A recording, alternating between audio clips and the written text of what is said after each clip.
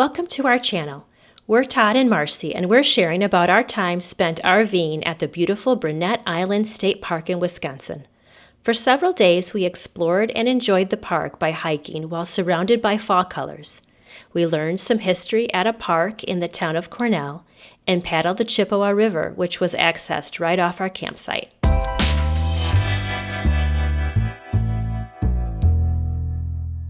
This campground is like probably a paddler's dream because there's all these little tributaries all over the place that are all connected, and you can paddle around all these little islands. Tons of campsites have direct access to the river. And we've had really nice weather yesterday and today, so that's been such a blessing. Yeah, basically just clear and 70. Very nice. All right, so now we have wind filters on. Someday we'll have 2 cameras going so you can get perspective. And then we'll Todd's the big thinker in this family. Next we'll have a camera crew following us. I hope not. I don't want that. Then you wouldn't have to do all that work. I kind of like it. We'll go out to the left. Oh, I just saw a big fish jump. Oh yeah? He was way out there though. Wow. All right, which left? Like immediate left or straight and left? Either one. I'll follow you, hon. You follow me to the ends of the earth? To the ends of the earth. To the moon and back. What's that Josh Turner song? I'll follow you through fields of clover. Actually, I guess there isn't really a left. No, I guess not. You could try to sneak in that little thing over to the right. Let's go check it out.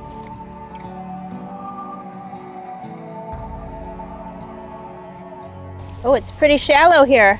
Does it look like it goes through? I don't know, it's looking pretty calm up there. Is it a dead end? I'm not sure. Can't tell yet. I think probably so. No. I see more open water.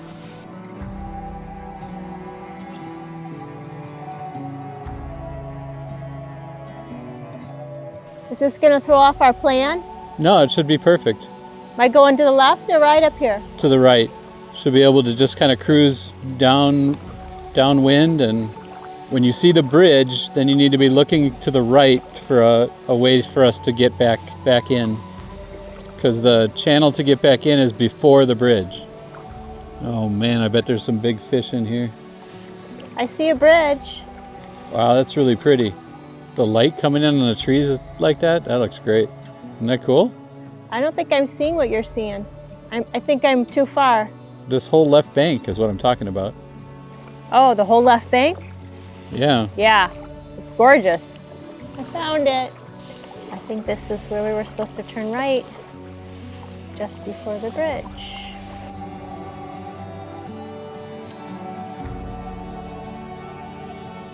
Smell the pine needles. Smells so good. We'll probably be okay. As far as getting through. Yeah, unless there's like a tree that doesn't let us, but. Not a whole lot of wildlife on the banks. Red squirrels, gray squirrels. I saw some birds I didn't recognize, but. Doesn't it smell good? Yeah, it's great. It's so peaceful here. Yes. Look at the water, how reflective it is. Yeah, it's pretty cool.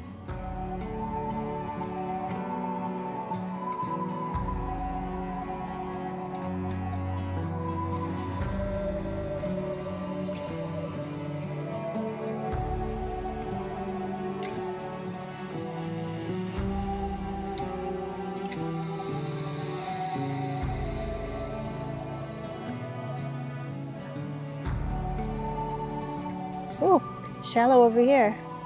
It was a very pleasant paddle.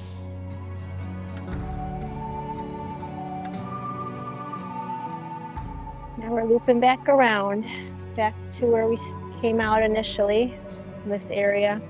There's another one of those really red ones. Yeah. It's especially cool when I can actually see the red. That's like exciting to me because you guys talk about red all the time and I can't see, but that one I can see. Yeah, really pretty. It's a Grinch tree. There are little pine cones on there.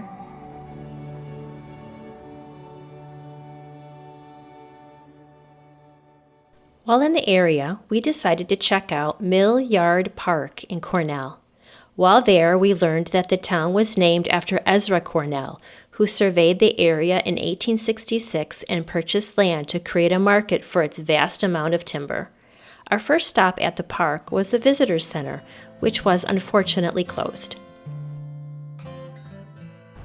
Looks like they have what they're calling a wigwam exhibit. But the Visitor Center was closed, and it looks like this is also closed. Let's go find out about this.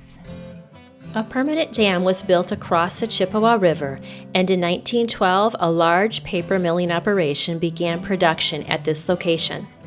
Operations closed in 1972, but the 175-foot-tall Cornell pulpwood stacker remains as a reminder of the logging industry. It moved large quantities of pulpwood logs into massive wood piles. It mechanized the labor-intensive task of stockpiling logs. This stacker is the only known example of this type of paper mill machinery remaining in the United States and is listed in the National Register of Historic Places.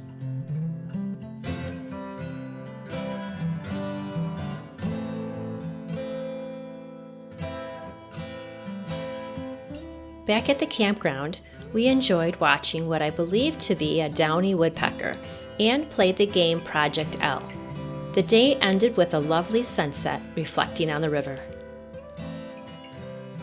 This spot had me at hello.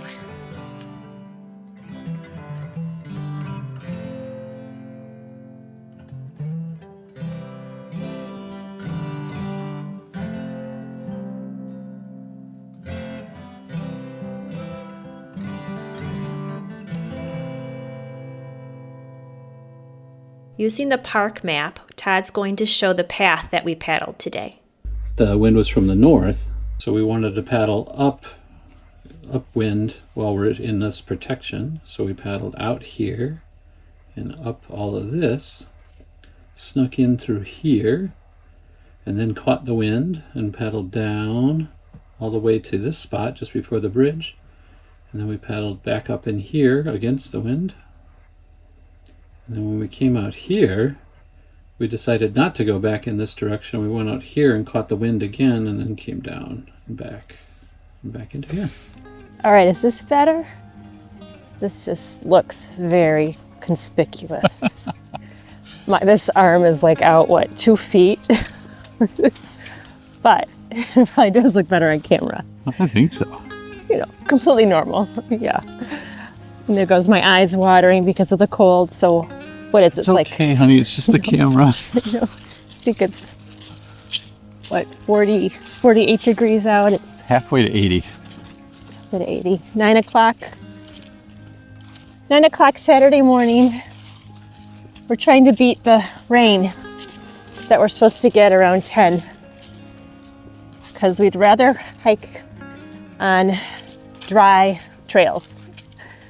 So Dry cold or wet cold is our choices today. Right. So we're going to do some loops here in the state park. We haven't really done any of the trails yet, and there's a few, so that's what we're doing. So we're going to head into the woods. There was quite a few people showing up last night, Friday night, which was, are we going here? Yeah. Which was interesting because so many people were leaving Thursday. Yeah. And then it was empty Friday day, and then they all came late, probably after work. A lot of kiddos having big fun. Having a screaming good time. A screaming good time, but you know what? That's okay because they all quieted down right at quiet time. It was fine. It was great. This is pretty. This park is probably beautiful all the time, but just especially pretty now with all the colors. If only it didn't come with cold, huh? Yeah. So we're going to combine some loops. The Jean Brunet with a little bit of the pine and then a little bit of the timber to get maybe 2 miles in. Hopefully before the rain. Oh no, I forgot my phone. My steps don't count. Oh.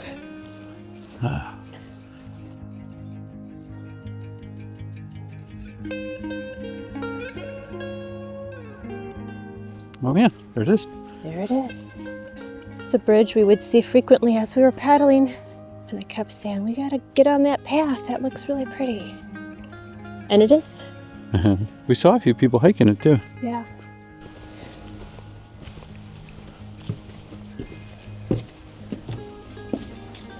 So let's take a quick peek.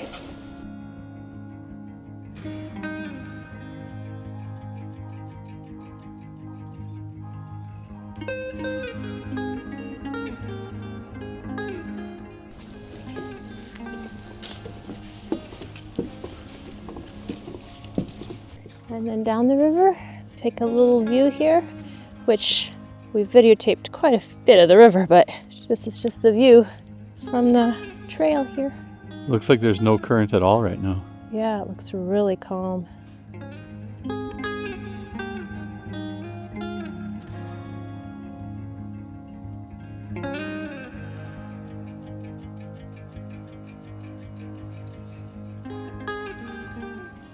His own little pot.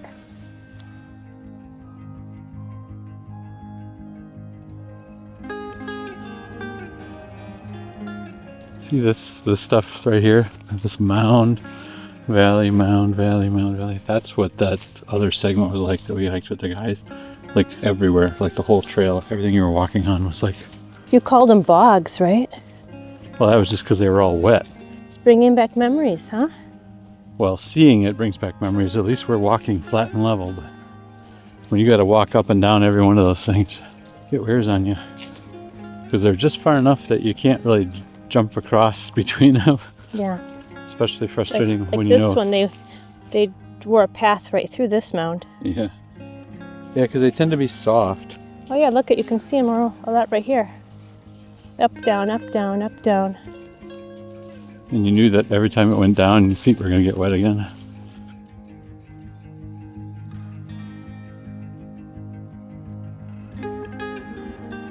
All right, so this one we're looking for a turn to the right. Onto timber? I think it'll still be pine, but then it goes to timber. Okay. Probably a spider web involved there. Maybe. It's not going down without a fight. Just kind of hanging there.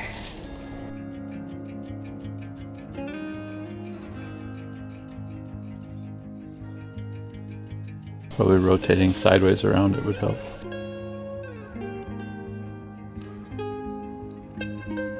That's so funny. I haven't ever seen anything like that.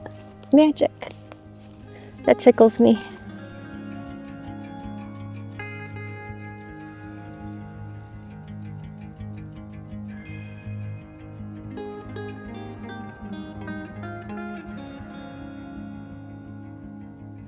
The Ojibwa people.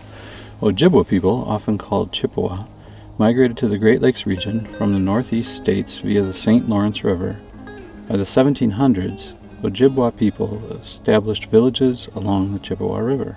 The Ojibwa found this area rich in wildlife, fish, and berries. White birch, like the one to your left, was used for making baskets, canoes, and lodging. Ojibwa people continue to live, hunt, and fish in this area. Oh yeah, so it's a white birch like the one to your left. It's gone. There is a lot of birch in the area though. There's a birch to our right. And here we've got the timber trail, so pine trail to the timber trail. And back on the road, heading towards the campsite. They did a good job at this park with one-way streets and then big shoulder areas designated for pedestrians. Yeah, they did great in just basically every way. Yeah, it's a great park. Trails are labeled well. Super fun paddling routes. This is one of those parks that we might be back at. Yeah, I'd come back here for sure. Sometimes we'll visit a place and I'll be like, well, I'm glad we checked it out, but isn't necessarily in our future again. Yeah, I think you're done with Governor Dodge. I am. I think you were done before we went on that last one. I am. think you were appeasing me.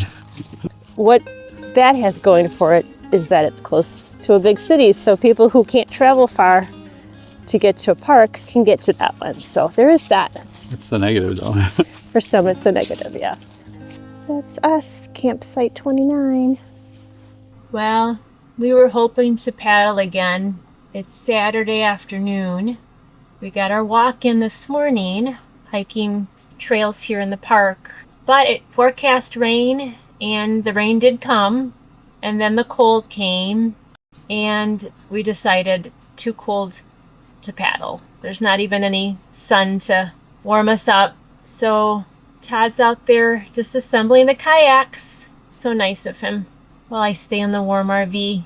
We did have really great weather Thursday and Friday. It was in the low 70s.